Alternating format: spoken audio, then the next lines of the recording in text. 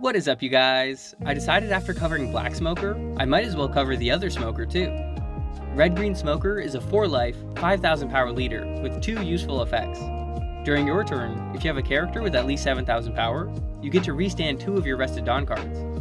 Also, during your opponent's turn, all of your Navy and Punk Hazard characters will gain 1,000 power, making it that much harder for your opponent to remove them. The first thing that crosses your mind is, well, what's the best Punk Hazard card with 7,000 power?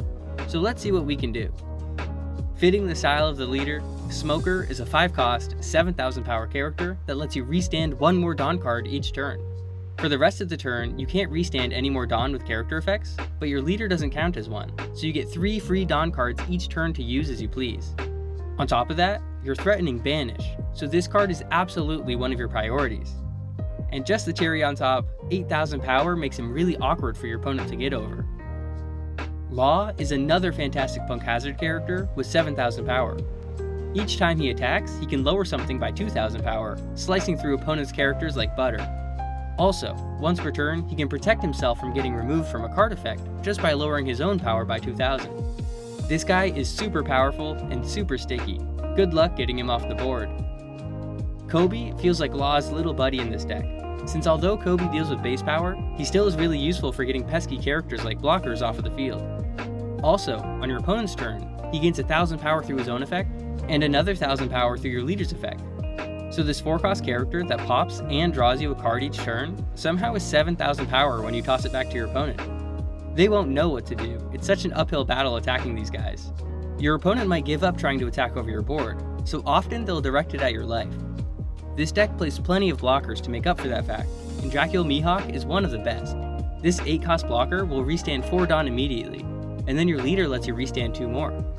That means you can get this 8,000 power blocker out for just 2 Dawn. His restriction hardly applies in this deck.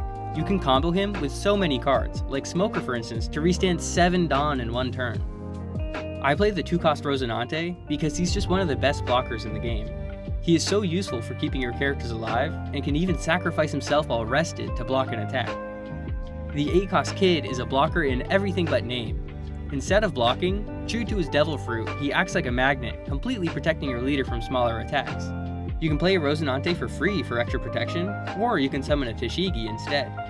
Kid combos extra well in this deck, since if you're on your 8th Dawn turn, you can easily restand Dawn to attach one to him, letting you set up the lock 1 turn earlier than most other decks. I really like these 2K counters that also function as blockers. This Zoro is great because just like Rosinante, resting him doesn't do much, and he'll still be able to block. Also, you may have noticed that most of these cards are slash attribute, which makes all of these cards searchable off of Perona. Most of your other cards are searchable off of Virgo, so you'll have constant access to your most important pieces. I like to go second in this deck because it's easier to effectively play your characters and use your leader ability more often. Many times, it'll be nice to throw down a 3-cost Sanji on your 4-Dawn turn, and throw a Dawn onto it so he has 7,000 power. Then, you can use your leader's effect to get 1 more Dawn than you would have had, so you can either play a blocker, some searchers, or just swing with 7,000 power with your leader. Your 6-Dawn and 8-Dawn turns also line up really well, making it easy to flood the board with characters that are more difficult than average for your opponent to remove. You'll be able to play aggressively, so while you can remove certain troublesome characters with Mole Pistol or just by attacking, you won't always need to play the long game and can garner a lot of advantage before then. Hody Jones helps finish off opponents, and Dead Man's Game is an event that basically does the same thing, allowing you to bypass blockers and Dawn cards that would allow your opponent defensive resources. Blue-Purple Luffy can be tricky, but you can get the jump on them with your smaller characters that hit hard and are awkward to attack over. Also, their main source of removal, Mihawk, it's 8 cost and lower characters, so Captain Kid and your own Mihawk will be really useful, and so will Law, since he can protect himself from Mihawk's effect. Bonnie is always in the meta, so Dead Man's Game and Hody Jones are really helpful for resting her Dawn and blockers so you can go full force into her life. Dead Man's Game is also nice to drop in the mid game against many opponents when you pair it with Smoker, allowing you to whack your opponent and deny them the extra card. It'll also be handy against the new Bonnie coming out in OP13 and Vegapunk from all the new Egghead support, since Banish bypasses trigger effects. This deck is super cool and has such a unique playstyle, setting back so many Dawn cards each turn. You'll gain so much advantage, you'll quickly outpace them, and with all your Dawn, it'll feel like you're playing purple. Thanks so much for watching, I really hope you enjoyed the video. Let me know what you guys want to see me cover next. And don't forget to subscribe while you're at it. It really helps out the channel. But until then, I'll see you guys next time.